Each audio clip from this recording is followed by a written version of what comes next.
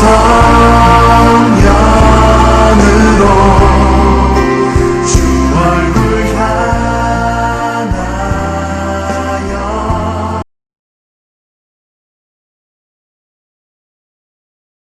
창세기 11장. 온 땅의 언어가 하나요 말이 하나였더라. 이 그들이 동방으로 옮기다가 신할 평지를 만나 거기 거류하며 서로 말하되, 자 벽돌을 만들어 견고히 굽자 하고 이에 벽돌로 돌을 대신하며 역청으로 진흙을 대신하고, 또 말하되 자 성읍과 탑을 건설하여 그 탑 꼭대기를 하늘에 닿게 하여 우리 이름을 내고 온 지면에 흩어짐을 면하자 하였더니, 여호와께서 사람들이 건설하는 그 성읍과 탑을 보려고 내려오셨더라. 여호와께서 이르시되, 이 무리가 한 족속이요 언어도 하나이므로 이같이 시작하였으니 이후로는 그 하고자 하는 일을 막을 수 없으리로다. 자 우리가 내려가서 거기서 그들의 언어를 혼잡하게 하여 그들이 서로 알아듣지 못하게 하자 하시고, 여호와께서 거기서 그들을 온 지면에 흩으셨으므로 그들이 그 도시를 건설하기를 그쳤더라. 그러므로 그 이름을 바벨이라 하니 이는 여호와께서 거기서 온 땅의 언어를 혼잡하게 하셨음이니라. 여호와께서 거기서 그들을 온 지면에 흩으셨더라. 셈의 족보는 이러하니라. 셈은 100세 곧 홍수 후 2년에 아르박삿을 낳았고, 아르박삿을 낳은 후에 500년을 지내며 자녀를 낳았으며, 아르박삿은 35세 셀라를 낳았고, 셀라를 낳은 후에 403년을 지내며 자녀를 낳았으며, 셀라는 30세 에벨을 낳았고, 에벨을 낳은 후에 403년을 지내며 자녀를 낳았으며, 에벨은 34세 벨렉을 낳았고, 벨렉을 낳은 후에 430년을 지내며 자녀를 낳았으며, 벨렉은 30세 루우를 낳았고, 루우를 낳은 후에 209년을 지내며 자녀를 낳았으며, 루우는 32세 수룩을 낳았고, 수룩을 낳은 후에 207년을 지내며 자녀를 낳았으며, 수룩은 30세 나홀을 낳았고, 나홀을 낳은 후에 200년을 지내며 자녀를 낳았으며, 나홀은 29세 데라를 낳았고, 데라를 낳은 후에 119년을 지내며 자녀를 낳았으며, 데라는 70세 아브람과 나홀과 하란을 낳았더라. 데라의 족보는 이러하니라. 데라는 아브람과 나홀과 하란을 낳고, 하란은 롯을 낳았으며, 하란은 그 아비 데라보다 먼저 고향 갈대아인의 우르에서 죽었더라. 아브람과 나홀이 장가들었으니 아브라함의 아내의 이름은 사레며, 나홀의 아내의 이름은 밀가니 하란의 딸이요, 하란은 밀가의 아버지이며 또 이스가의 아버지더라. 사레는 임신하지 못함으로 자식이 없었더라. 데라가 그 아들 아브라함과 하란의 아들인 그의 손자 롯과 그의 며느리 아브라함의 아내 사레를 데리고 갈대아인의 우르를 떠나 가나안 땅으로 가고자 하더니 하란에 이르러 거기 거류하였으며, 데라는 나이가 205세가 되어 하란에서 죽었더라.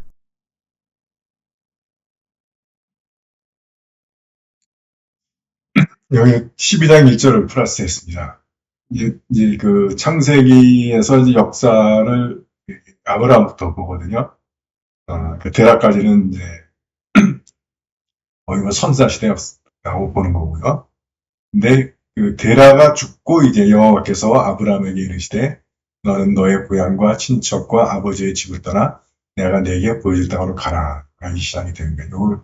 요 연결을 다들 제대로 잡는 강이나 게 없어서, 그래서 좀 원래 성경에는 장절이 없다는 거 아시죠? 구분이 없었는데 이제 우리 읽기 편하게 하려고 인위적으로 장절을 나눠놓은 거예요. 이거 원래 연결이 돼 있던 거죠. 데라가 죽고 그다음에 하나님 여호와께서 아브라함에게 가나안으로 다시 가라 이렇게 말씀하시면서, 원래는 그 갈대아 우르에서 데라가 그 아브라함과 롯과 뭐 이렇게 다 데리고 가나안 땅으로 가고자 하더니 하란에 머물러서 거기서 죽는 거죠. 그 둘째 아들 하란하고 같은 이름이잖아요. 아마 이 하란이라는 지역이 둘째 아들을 떠올리게 하는 어떤 그런 지역이었던 것 같아요. 자기 둘째 아들을 이제 그리워하다가 전진하지 못하고 여기서 죽은 거죠. 하나님의 명령은 가나안으로 가는데 데라는 것까지 못 가고, 그래서 데라가 죽은 다음에 이제 아브라함이 다시 가나안으로 가라는 명령이 이제 주어진 거죠. 예. 관찰 무엇이 쓰여 있는가? 예. 이 사실 11장은 바벨탑 이야기가 주죠. 그 다음에 이제 아브라함으로 연결되는 이야기를 쭉 하는데, 또 하나의 특징이 나이가 이제 서서히 줄어들고 있죠. 400살에서 200살대로, 200살에서 이제 100살대로 줄어들기 하고 있습니다. 홍수 후 인류가 세상에 퍼질 때, 시날 평야에서 이제 바벨탑 사건이 벌어지죠. 시날이라고 하는 뜻은 두 강 사이의 땅. 메소포타미아가 똑같은 뜻 말이거든요. 두 강 사이의 땅이라는 뜻. 메소포타미아 문명 유명하죠. 유프라테스 강하고 티그리스 강. 시날도 같은 의미를 쓰인답니다. 인류, 아직까지 이제, 먼 역사 속의 인류죠. 바벨탑을 쌓았다. 벽돌과 역청을 이용해서 사용했다. 그 역청은 석유에서 뽑아내는 거예요. 그리고 둘 다 벽돌은 진흙 가지고 짓는 거고, 당시로는 최첨단 과학에 지켜지는 거예요. 그걸로 바벨탑을 쌓는 겁니다. 그러니까 지금도 그러잖아요. 문명, 과학, 기술, 이 발달하면, 이제, 줄기세포 문제, 생명을, 특히 인간을 인위적으로 만들어 보겠다, 뭐 이런, 무모한 계획들. 당의 종교계에서 다, 기독교, 이슬람, 불교까지도 다 반대해서 못하고 있는데, 모르죠. 어디서 어떤 놈이 또 몰래 연구하고 있는지. 하여튼, 인간은 이렇게 기술과 문명, 과학, 이게 발달하게 되면, 이렇게 창조주에게 도전하라고 하는 그런 것들인 것 같아요. 이 당시에 벽돌과 역청, 돌하고 진흙으로다가 쌓았는데, 이젠 그보다 훨씬 더 발전된 그런 기술을 가지고 탑을 쌓은 거죠. 그래서 왜 그 탑을 쌓는지 나오죠. 하늘에 닿게 하여 이름을 날리고 흩어지지 않게, 높고 명성을 날리고 그러면 흩어지지 않을 거라고 설명을 했던 모양이죠. 하나님의 일하시는 방식,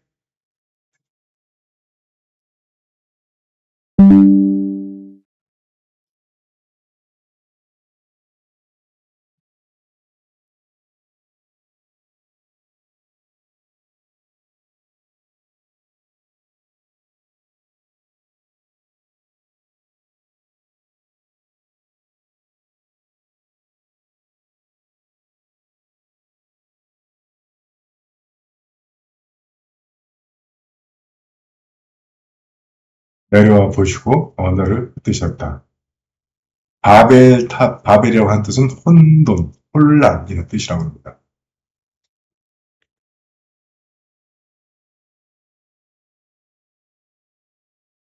그것은 무슨 의미인가? 계속되는 인류의 반란. 반면에 조용히 아브라함 가문을 준비시키는 하나님. 그러니까 이런 식으로 물로 멸망시키고 인류를 언어를 섞고 이런 식으로 계속 인류 전체에 대해서 징벌로는 이게 해결책이 없다고 보시고 하나님께서 이제 아브라함 가문을 준비하셨다는 것은 예수님을 준비한다고 보시면 되는 거죠. 네. 구원을 준비하십니다. 두 번째로 최첨단 문명에 고무된 인류, 하나님께 도전하다. 늘 신의 영역에 도전을 합니다. 탑과 성읍을 파괴하지 않고 말을 혼잡케 한 것만으로 딜레마에 빠지는 인류. 그러니까 얼마나 연약해요, 이게. 하늘에서 천둥 번개가 쳐가지고 탑을 무너뜨리고 그들이 세운 성읍을 파괴하고 하지 않고 그냥 가볍게 말을 혼잡케 한 것만으로 딜레마에 빠진다. 사실 말을 혼잡케 했다는 얘기는 소통이 안 되게 했다는 거죠. 우리도 서로 말이 안 통할 때 얼마나 답답합니까? 같은 말을 하는데도 전혀 못 알아듣는 경우들이 많이 있잖아요. 이 커뮤니케이션, 소통이 끊어지니까 그리고 관계도 끊어지죠. 그래서 딜레마에 빠져버립니다. 혼란에 빠져버리는, 혼잡에 빠져버리는 거죠. 그래서 바벨에서부터 인류의 분리가 시작됩니다. 그래서 한 언어의 흔적들이 모든 나라의 단어 중에 엄마는 M으로 시작이 된대요. 우리도 엄마 때 이거는 없는 말이거든요. 미음부터 시작이 되는 거죠. 그래서 영어에서 mother, mama, mommy 다. 반면에 아빠는 P나 B로 시작이 됩니다. 파파, father. P가 이제 여는 되면 fa가 되는 거예요. father. 우리는 역시 아빠는 아는 묵음이고 빠로 시작합니다. B가 강하게 발음되는 거죠. 또 아라라산. 고대어는 자음만 있다고 그랬잖아요. 이응, 리을, 리을. 아리랑 이응, 리을, 리을 같은 단어라고 보는 거예요. 그래서 아라에서부터 이제 사람들이 분리가 됐듯이 아리랑 고개도 헤어지는 이별의 고개인 거죠. 또 제가 여러 번 말씀드렸지만 갈대아 우루라고 하는 것이 담이 둘러싸인 도시라는 뜻이에요. 그래서 예루살렘의 예루가 우루에서 변화가 된 거예요. 이응, 리을에서 우와 으가 안 붙고 예와 애가 붙어가지고 예루가 된 거예요. 우가 붙어서 예루가 된 거예요.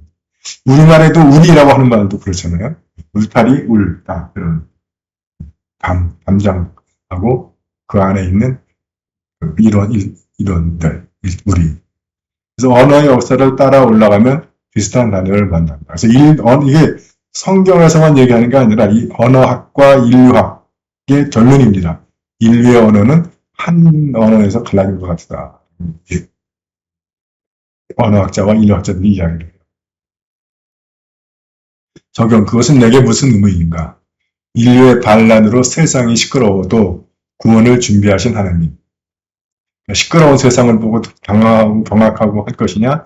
아니면 구원의 하나님을 보고 그 어지러운 가운데서도 차분히 하나님의 역사하심을 기다리고 또 그분의 사인을 살피고 할 것이냐. 문화와 문명의 문제가 아니라, 그러니까 벽돌과 역청, 당시 첨단 문명이라서 얘들이 도전했다가 아니고, 그것을 나의 능력으로 보고 신과 견주려는 마음이 문제 있는 거죠. 과학이라든가 기술이나 이런 것들은 중립적인데, 그것을 사용하는 인간들이 그거를 자신의 능력이라고 능력을 생각하고 그것을 과시하기 위해서 하나님께 도전한다는 거죠. 도전한다기보다는 하나님을 무시하려고 하는 거죠. 그리고 자기들이 하나님의 자리에 앉으려고 하는 마음. 결국 그게 그럴 때마다 꼭 하나님의 손을 안 대도 인류 스스로 무너지는 거죠. 그리고 우리의 대화는 얼마나 잘 소통하고 있을까? 부부 간에, 가족 간에, 또 친구 간에, 교인 간에, 또 성도와 목회자 간에 잘 됩니까? 제 경험에 의하면 교인들이랑 서로 말기 알아듣는 게 한 3년 걸리는 것 같아요. 3년 전까지는 신부하고 교인이니까 신부가 얘기하면 아멘 하면 그러지. 근데 잘 안 따라와요. 3년쯤 지났어야 내가 하자 그러면 교인들도 이거는 뭘 준비해야 되는구나 각오를 하고 반대할 때는 바로 와서 반대하지. 그 전까지는 반대도 안 하고 찬성도 안 하고 하자 그러면 대답은 잘해. 근데 안 해. 네. 그래서 진짜 물 먹이는 거냐고 아등바등 해봤는데 지나고 나니까 그 당시엔 내 말을 못 알아듣는 거더라고요. 내가 같은 말을 하고 있는데 이거를 당신들이 아멘 하면 당신들이 이걸 해야 돼. 나는 이 얘기를 하는데 거기까지 생각을 안 해요. 그냥 잘 소통하지 않습니다. 부부간에도 그렇죠. 대화의 우회에서 혼란이 오는 것이 아닐까 이런 생각이 듭니다. 우리 드라마에도 보면 연인들끼리 서로 대화 오해하는 거 많이 나오잖아요. 그래가지고 보는 사람들 애를 떼어오게 하는데 그러한 이제 드라마 작가들이 이제 이 시청자들 유인하려고 이제 좀 더 극단적으로 몰고 가긴 하지만 실제로도 그런 경우들이 많잖아요. 연인들 간에 오해해서 결국 걷잡을 수 없이 가서 원치 않는 이별이 오기도 하고. 그래서 성령 강림절의 방화의 역사를 학자들은 이 바벨탑에서 끊어졌던 소통을 커뮤니케이션을 회복시켰다. 그래서 이때는 한 언어가 여러 개 달라지지만 성령 강림절에서는 여러 언어로 말하는데 같이 알아듣는 소통이 회복이 일어난다. 스페이스에 맞춰서 이렇게 맞춰볼 게 없더라고요. 물론 고백해야 할 때는 분명히 있죠. 하나님께 도전을 하려는지 또는 하나님의 자리에 내가 앉으려는지. 이렇게 얘기하면 사람들이 잘 못 알아들어요. 하나님의 자리에 내가 앉으려고 하는 게 죄다. 그럴 사람 없죠. 아무도. 근데 창조주, 구세주, 섭리의 주님, 심판의 주. 여기에 이거를 내가 한단 말이에요. 내가 내 맘대로 쥐고 흔들려고. 그게 성령님이 해야 될 일인데 내가 하려고 그러고 내가 막 판단하고 심판은 예수께서 다시 오셔서 해야 되는 건데 그러니까 그렇게 얘기하면 좀 이해가 되시죠? 우리가 하나님의 자리에 앉으려고 한다는 게 피해야 할 행동 하늘에 닿게 하여 우리의 이름을 내자. 늘 우리는 여기서 넘어지는 것 같아요. ABCD에 맞춰서 타이틀 저는 인류의 교만과 하나님의 구원 이렇게 잡아봤습니다.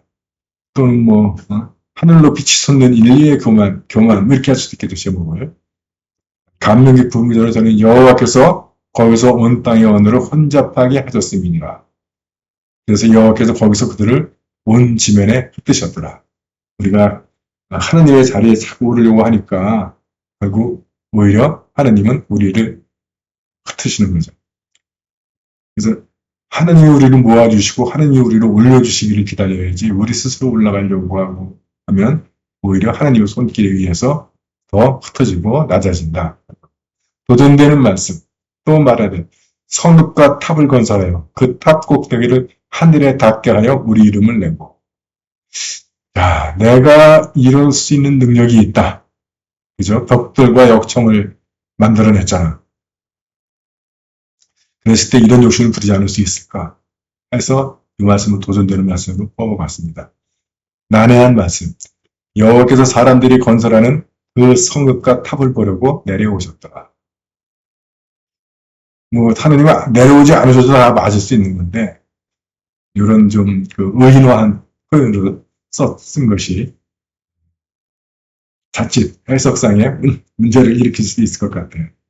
그래서 난 크리스찬들은 이거를 외계인이 내려왔다라고 얘기를 해놓고 많이 합니다. 엉터리고 이거는 창세기 기자가 하나님을 의인화해서 표현한 거예요. 중요한 구절. 우리가 내려가서 거기서 그들의 언어를 혼잡하게 하여 그들이 서로 알아듣지 못하게 하자 하시고 이것만 해도 인류는 결국 버티지 못하고 다 뿔뿔이 떠진다는 거죠. 그렇게 약한 주제에 벽돌하고 역청만 발견하면 하늘에 닿지 않고 올라가려고 드니 오늘의 과제는 창세기 12장 이제 본격적으로 이제 창세기의 역사가 시작이 됩니다. 그리고 창세기의 역사는 아브라함부터 시작이 됩니다. 근데 왜 아브라함이 아니고 아브라함이냐고 물어보면 정말 곤란해 지금 와서는.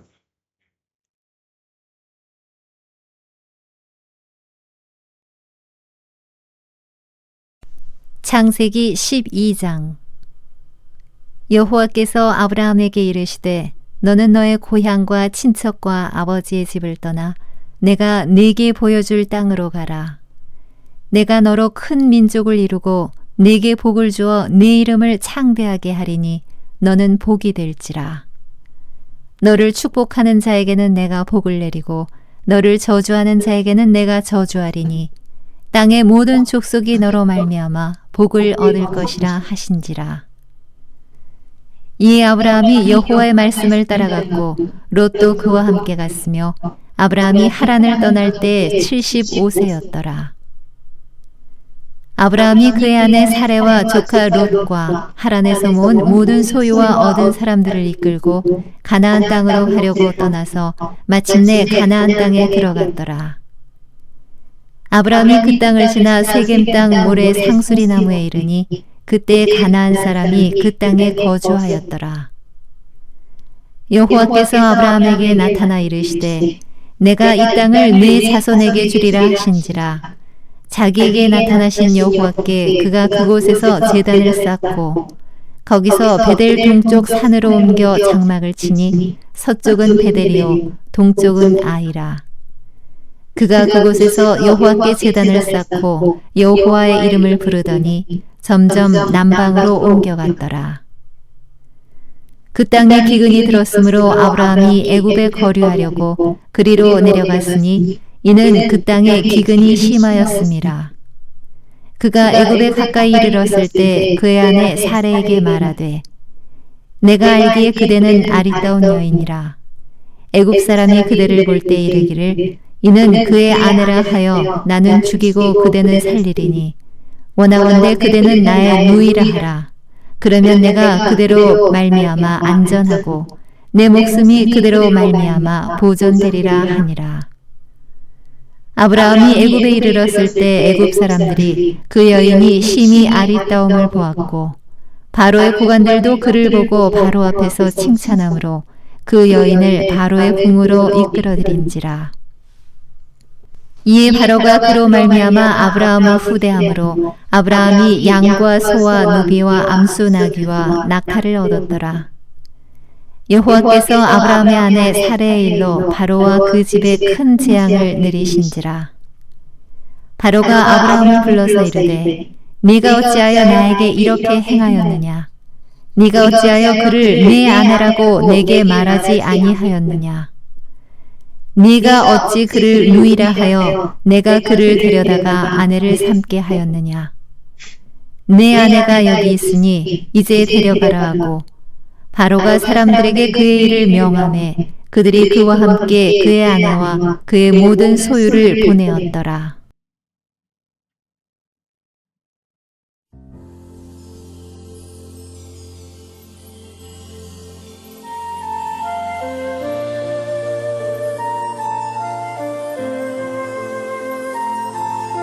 중간에 전기가 나갔다가 들어와가지고 약간 좀 혼란에 있었습니다.